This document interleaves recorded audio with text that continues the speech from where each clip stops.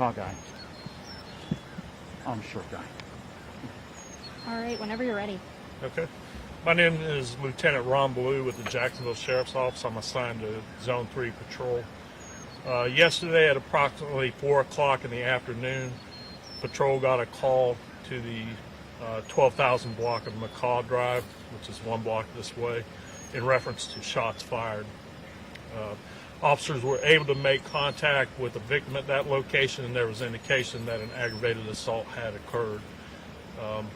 Once they determined that was the case, they identified a house on the 12,000 block of Toucan Drive where the suspect was.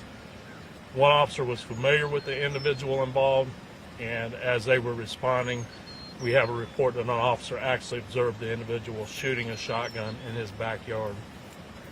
As a result, we were able to identify the suspect as a white male, Ryan James Taylor, age 37.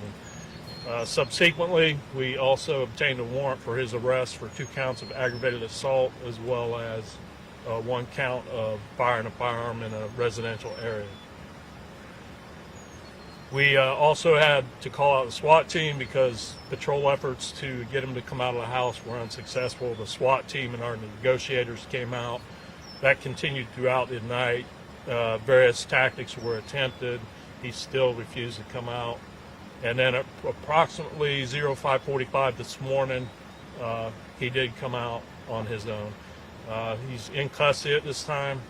There's no injuries. The only thing we have at this point is property damage. If anybody has any information relating to his activities, we would ask that you call 630-0500 or 866-845-TIPS.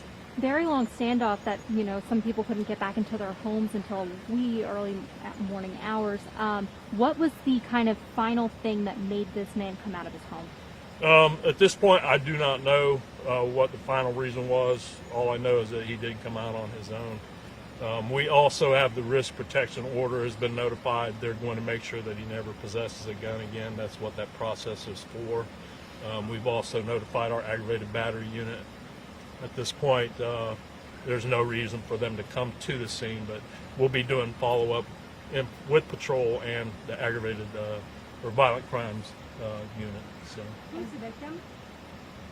At this point, we don't want to identify any of the victims. I don't have their names. Was there an actual assault, or did you just kind of fire a weapon towards them, or were they injured at all? The information we had that was one of the houses was peppered, and based on that description, we believe that involved a shotgun. You said victims. How many people, and did anyone have an actual gunshot wound? There's 2 counts, so we have 2 victims. I'm not sure of the exact details of whether their house was shot or they were shot at this point. But neither of those victims were hurt. No. Court documents show he was supposed to be in court today for a risk protection order, so is that related to him not owning weapons, or is that related to this at all?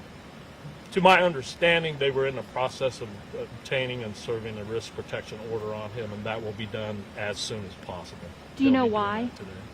No, I do not. He had weapons inside his home during Yes. this whole thing, correct? Yes.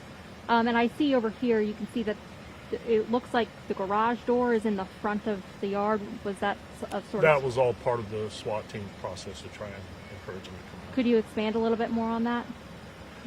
No, I can't. I actually came in. I made relief at about 5 o'clock this morning. So do you know what happened there at all? No, Was tear gas deployed at all?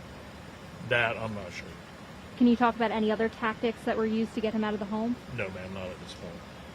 Do you know about Taylor's criminal history? Does he have a long criminal history? At this time, I don't have any information on his criminal history. LT, I'm going to ask you, I don't know if you know this one yet since you came on later on. At one point we had heard that they had sent the drone in just to kind of see around, and then he was able to My understanding is that was part of the tactic to check on him to see where he was. but he was actually able to shoot the drone down. Do you know that? That I'm not sure of. I can't comment on How long do you think that this will be closed off here? that. We should be finished within a couple hours. I noticed 2 crime scene vans as well. Is that just typical standard procedure? Yes, ma'am. To process the scene and take photographs of damage and whatever evidence that we collect. And Mr. Taylor wasn't hurt at all? No, he was not. Do we know how many weapons he may have had, or like amount of ammo or anything like that? No, the only information we had was he was shooting a shotgun at this point, but we'll investigate and determine that. Any threat to the public? No. All right. Thank you very very much. much. Appreciate it. Thank you.